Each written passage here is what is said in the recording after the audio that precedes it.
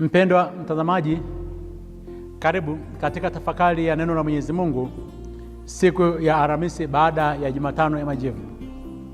Tafakari yetu tunaipata katika kitabu cha Kumbukumbu la Torati sura ile ya 30 aya ya 15 hadi ya 20 na Injili ya Luka sura ya 9 aya ya 22 hadi ile ya 25.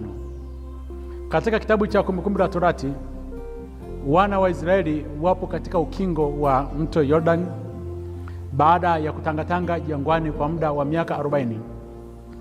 Sasa wanaingia katika nchi ya ahadi ambapo ndio mwanzo wa ushindi wao. Musa anawakumbusha wana wa Israeli juu ya maagano ambayo Mwenyezi Mungu alikuwa ameyaweka mbele yao.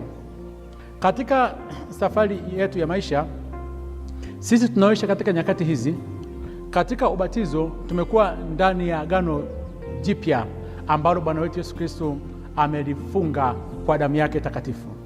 Nasi pia tunaweza kupita katika maisha ya kutangatanga sana, yaani hatuna utulivu.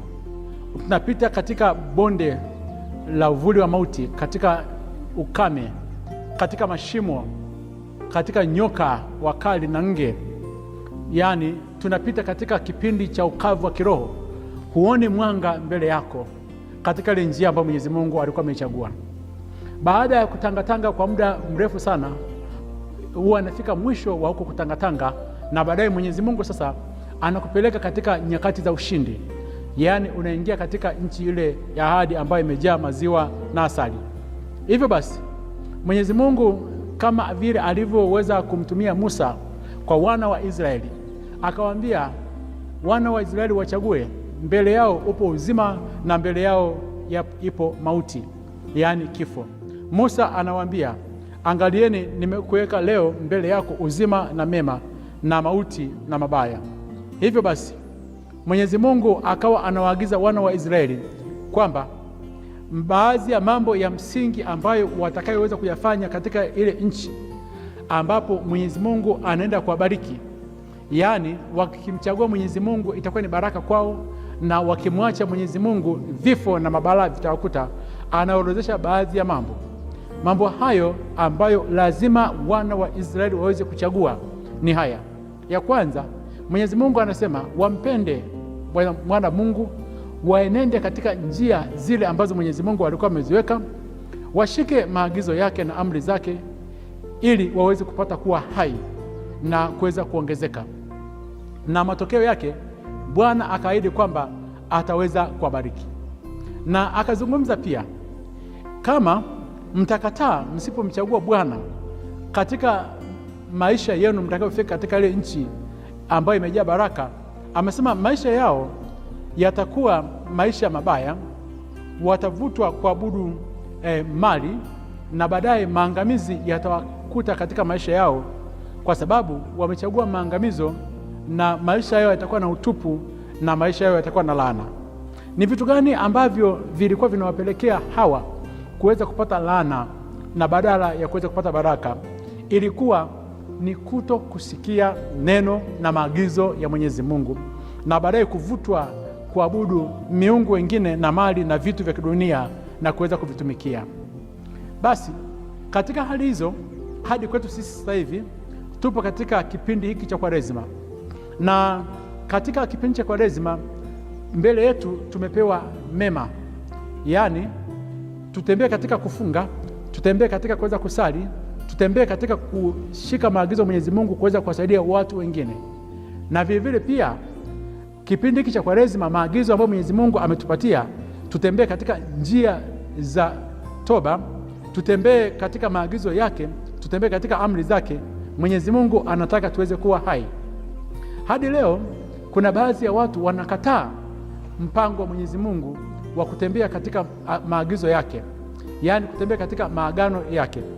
Hawataki kusikia habari za Kwaresima, wakati ni muda wa kuweza kukaa nyumbani na kuweza kusali na kuweza kukaa na familia. Bado watu wapo kwenye pombe, bado watu wapo katika mambo ya starehe. Wakati ni muda wa kuweza kukaa na kuweza kuyaacha mambo yote mabaya, bado tunavutwa kuweza kuabudu masanamu. Sanamu anaweza akawa ni rafiki yako, anaweza kuwa ni mpenzi wako. Sanamu pia inaweza kuwa ni mali zako. Sanamu pia inaweza kuwa ni vitu mbalimbali vya kimaisha, hadi simu. Badala ya kuweza kukaa na kuweka vitu mbalimbali pembeni, tunatumia zaidi mitandao katika mambo ya ajabu, baada ya kuweza kujinufaisha na mitandao katika mambo ya Mwenyezi Mungu. Hilo ni chaguo letu ambalo Mwenyezi Mungu ameliweka mbele yetu. Tukichagua mema, tukatembea katika njia ya Mwenyezi Mungu, amesema Mwenyezi Mungu baraka tele zitakuja kwa vizazi vyetu. Tukiacha hiyo, maana yake maangamizi na utupu na laana vitakuja katika maisha yetu. Yesu anatuamuru leo hii, yeye aliyeamua kuchagua njia ya mateso kwa ajili ya kuweza kutukomboa, anasema ili tuweze kufika kwake lazima tubebe msalaba, na hayo ni maagizo yake.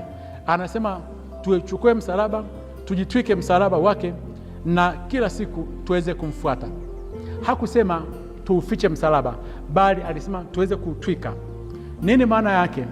Tukiubeba msalaba wetu, ambao msalaba inaweza kuwa ni ndoa yako, msalaba unaweza kuwa ni watoto, msalaba unaweza kuwa ni wito wako, msalaba ni kazi yako, msalaba ni hali halisi ya maisha unayopitia, ambao Mwenyezi Mungu amekuletea kwa wakati kama huo. Hukuupenda huo msalaba, lakini Mwenyezi Mungu amekuletea, amesema lazima tuweze kuubeba. Na faida moja hapo ya kuweza kuubeba ni hii: njiani unavyozidi kumfuata Kristo katika njia yake ambayo yeye alikuwa amebeba huo msalaba, anaweza akajitokeza Simoni wa Kirene akakusaidia kuweza kubeba huo msalaba. Bali ukiukataa huo msalaba, ambao msalaba ni wokovu wako, siku moja huo msalaba ungekusaidia kuweza kuingia mbinguni. Manake Yesu angesema kwamba ulikuwa mwaminifu katika mambo ambayo ni madogo. Sasa hivi twazipenda nafsi zetu zaidi kuliko kuweza kumpenda Mwenyezi Mungu. Yaani tunajihurumia sana. Yesu anasema hivi, mtu yeyote yule ambaye atataka kuweza kuiponya nafsi yake, matamanio ya moyo wake, matamanio ya mwili yakiwa yamezidi, unataka kuweza kuiponya, amesema utaweza kuiangamiza. Maana yake nini? Mwili wetu lazima, kuna baadhi ya mambo lazima tuweze kujikatalia. Si kila kitu ambacho kiko mbele yako lazima kiweze kuwa halali kwako. Lazima ukatae baadhi ya mambo kwa ajili ya ufalme wa mbinguni. Tumuombe Mwenyezi Mungu siku ya leo atusaidie tuweze kuchagua maisha ya mema ya kumfuata yeye. Tumuombe Mwenyezi Mungu atusaidie tuweze kuwa watiifu kwake katika neno lake, ili tutamani kuweza kuwa na uzima wa milele na baraka tele katika maisha yetu, na tusije tukapata laana na maisha ya utupu ambayo baadaye yanakuja kuwa maangamizo yetu. Akubariki na kulinda Mungu Mwenyezi, Baba na Mwana na Roho Mtakatifu. Amina.